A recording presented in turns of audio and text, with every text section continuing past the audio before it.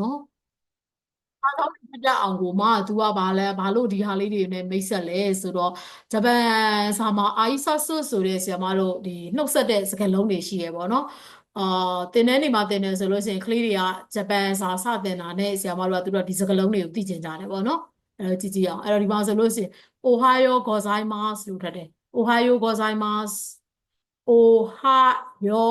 gozaimasu မနဲ့စုနဲ့ mass လို့ထပ်တယ် mass S တန်ပါတယ် mass ဒါပဲเนาะအဲ့တော့ Ohio gozaimasu Ohio gozaimasu ဒါပဲเนาะ konnichiwa konnichiwa konnichiwa မင်္ဂလာပါလို့လည်းပြောဆိုတော့မင်္ဂလာနေ့လည်းပြင်ပါဘောเนาะ konnichiwa konbanwa konbanwa konbanwa เนาะ oyasumi nasai oyasumi nasai ဒါမယ်เนาะအဲ့မှာစနဲ့ e နဲ့ကို sign လို့ထပ်တယ် oyasumi nasai oyasumi nasai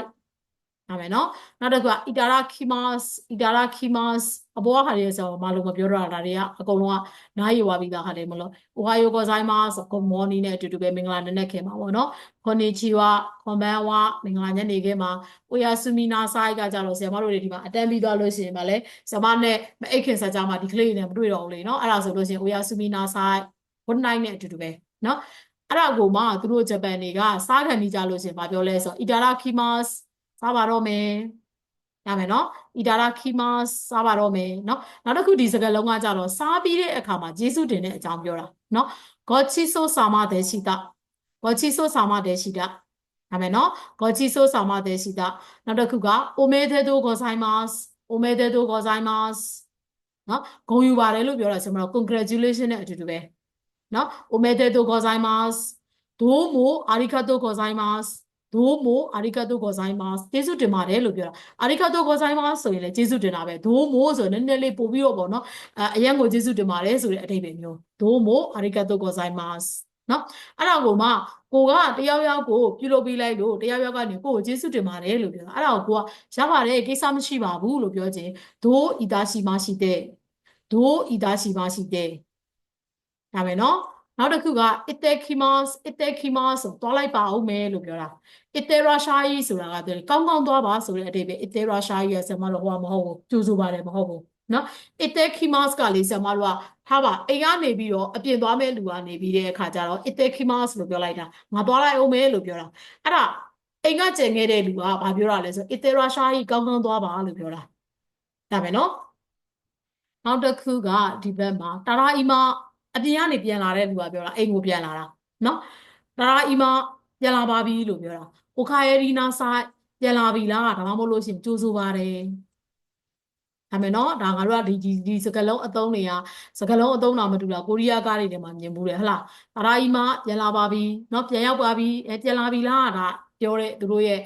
ကိုရီးယားတို့ဒီဂျပန်တို့ကသူတို့မှာအဲ့ဒီအလေးထားရှိရပေါ့နော်ငါတို့မြန်မာဒေသဖာတိဖာသာပဲနေတာဟလားအရာအီမပြန်လာပါပြီအဲ့တော့အိမ်ကလူကဘာပြောလိုက်လဲဆိုအိုခါယေရီနာဆိုင်ပြန်လာပြီလားကြိုးဆိုပါတယ်စာယိုနာရာစာယိုနာရာဆိုဘိုင်ဘိုင်လို့ပြောတာ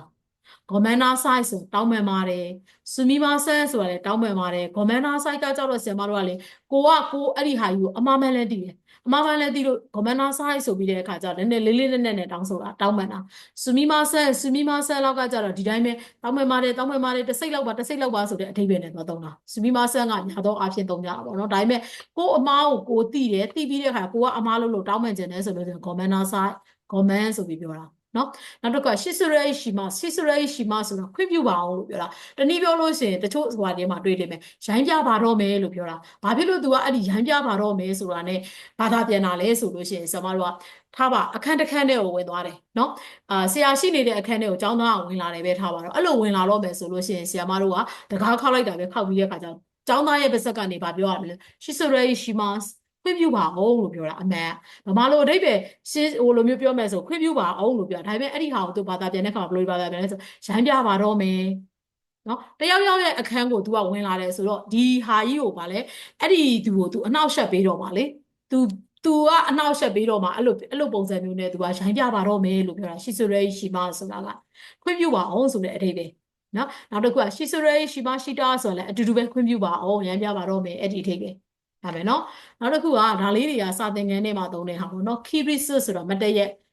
ကျောင်းသားတွေကို monitor လို့ဟာမျိုးကနေဆရာဝင်လာလို့ keyris မတည့်ရက် rare ဆိုတာဥညွတ်လို့ပြောတာ chakuseki ဆိုတာပြန်ထိုင်နော်すみませんသူလည်းတောင်းပန်ပါတယ်すみませんနော်お元気ですかお元気ですかဆိုနေကောင်းလားလို့မေးတာ Hi 元気ですဆိုဟုတ်ကဲ့နေကောင်းပါတယ်ရမလားအဲ့ဒါဆိုရင်ဒီစကားလုံးလေးတွေဖတ်ကြည့်နော်ဖတ်ကြည့်နော်ဒီမှာတယောက်ချင်းစီကိုတော့ဆရာမဟိုပါဖြစ်လို့မဖတ်ခိုင်းတော့ဘူးနည်းနည်းအချိန်တွေအားကြာနေမှာဆိုလို့အဲ့ဒီမှာဆရာမပတ်ဖတ်ပြမယ် Ohayo gozaimasu konnichiwa konbanwa oyasumi nasai itadakimasu gochiso sama deshita omedetou gozaimasu domo arigatou gozaimasu do itashimashite ittekimasu itterashai နောက်တစ်ခုကတာရာအီမာအိုခါအေရီနာဆိုင်ဆာယိုနာရာဂမန်နာဆိုင်ရှီဆိုရေရှိမတ်ရှီဆိုရေရှိမရှိတာခီရစ်ဆိုရေချက်ခုဆက်စမီမဆန်အိုဂန်ခီဒက်စ်ကဟိုက်ဂန်ခီဒက်စ်အဲ့ပဲနော်ဖတ်ကြည့်နော်ပြန်ပြီးတော့ဒါလေးတွေဘာလို့လဲဆိုတော့အတန်တွက်လာအောင်လို့နော်နောက်တစ်ခုကြည့်မယ်ဒါလေးတွေကဘာလဲဆိုတော့နှစ်တစ်ကူးလို့မွေးနေ့တို့မှာဆရာမတို့ပြောတဲ့စကားလုံးလေးတွေပေါ့နော်။အိုတန်ကျော်ပြီးအိုမဲတဲ့တို့ခေါ်ဆိုင်မှာဆိုမွေးနေ့မှာပျော်ရွှင်ပါစေ။ Happy birthday နဲ့အတူတူပဲ။အိုတန်ကျော်ပြီးအိုမဲတဲ့တို့ခေါ်ဆိုင်မှာနော်။ Isumo iro arigato ခေါ်ဆိုင်မှာဆိုအမြဲတမ်းအမျိုးမျိုးသောအရာတွေအတွက်ကျေးဇူးတင်ပါတယ်လို့ပြောတာ။နော်ဒါတွေကဘာလဲဆိုတော့ဆရာမတို့နှစ်တစ်ကူးပွဲတို့နော်နှစ်ကုံတို့ပေါ့ပြီးသွားလို့ရှိရင်ဆရာမတို့အလုပ်တစ်ခုမှာကိုကလုပ်နေတာအလုပ်တစ်ခုကနေတစ်ခုကိုပြောင်းတဲ့အချိန်အလုပ်ကိုဝင်တဲ့အချိန်အဲ့လိုမျိုးအချိန်တွေမှာပြောတဲ့စကားလုံးတွေနော်ဘာလဲဆိုတော့အလုပ်ထဲမှာလုပ်ငန်းခွင်ထဲမှာဆိုလို့ရှိရင်တယောက်နဲ့တယောက်အထက်လူကြီးနဲ့ပဲဖြစ်ဖြစ်ကိုကအောက်ကသူတို့ရဲ့အောက်ကကိုကဟိုပါပေါ့နော်သူ့ရဲ့ဂျူနီယာပေါ့နော်အဲ့လိုမျိုးပုံစံမျိုးနဲ့ပဲဖြစ်ဖြစ်ပြောလို့ရှိရင်အထက်လူကြီးကိုပေါ့နော်အမြဲတမ်းအမျိုးမျိုးသောကူညီဆောင်ရှောက်မှုတွေအတွက်ကျေးဇူးတင်ပါတယ်။ Isumo iro arigato gozaimasu အမြဲတမ်းအမျိုးမျိုးသောကိစ္စတွေအတွက်ကျေးဇူးတင်ပါတယ်ဒါဆိုလုပ်ဖို့ကိုင်ဘက်အချင်းချင်းလည်းပြောလို့ရတဲ့စကားလုံးတွေဒါပဲเนาะ isumo ဆိုအမြဲတမ်း iro ဆိုတော့အမျိုးမျိုးသောအရာအားလုံးပေါ့เนาะအဲ့ဒါမျိုးအတွက်ကျေးဇူးတင်ပါတယ်လို့ပြောတာเนาะနောက်တစ်ခုကဒီဟာကဘာလဲဆိုတော့ကျွန်မနှစ်တစ်ကူးမှာသုံးတဲ့ဟာเนาะအာခဲမရှိတဲ့ omedetou gozaimasu ဆိုတော့ happy new year နဲ့အတူတူပဲအာခဲမရှိတဲ့လို့ပြောတယ်အာခဲမရှိတဲ့ omedetou gozaimasu happy new year เนาะ今年もどうぞよろしくお願いしますဒီနှစ်မှာလည်းပဲကူညီဆောက်ရှောက်ပေးပါလို့တောင်းဆိုပါတယ်ဒီတစ်ချိန်ချိန်မှာပြန်တွေ့ပါအဲ့ဒီအဓိပ္ပာယ်ကြီးနဲ့မပြောနဲ့ဒီနှစ်မှာလည်းပဲဒိုးဆိုよろしくဆိုကူညီဆောက်ရှောက်ပေးပါเนาะお願いしますဆိုတော့တောင်းဆိုပါတယ်ရင်းနီဆက်ဆံပေးပါခိမင်ဆက်ဆံပေးပါအဲ့အဓိပ္ပာယ်တွေဒါတွေကမကြက်လည်းဘာမှမဖြစ်ဘူးကြက်လည်းမကြက်သေးနဲ့ဟိုလိုမျိုးလည်းမမှတ်သေးနဲ့ဒီစကားလုံးတွေကို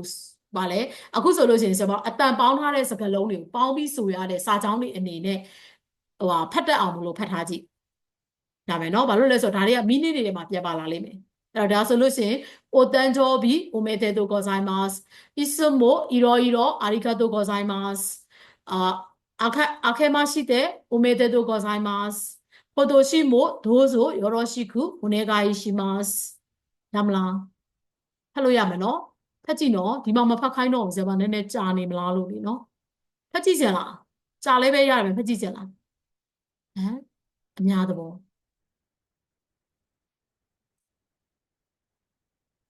ဥပဒေကိုဖတ်ကြည့်လို့ရမလားရလောက်လားရလောက်ပါတယ်နော်ဒီ record လေးကိုပြန်ကြည့် I hope ဒီ record ကိုဇာမတစ်ခုဖြတ်ပေးမယ်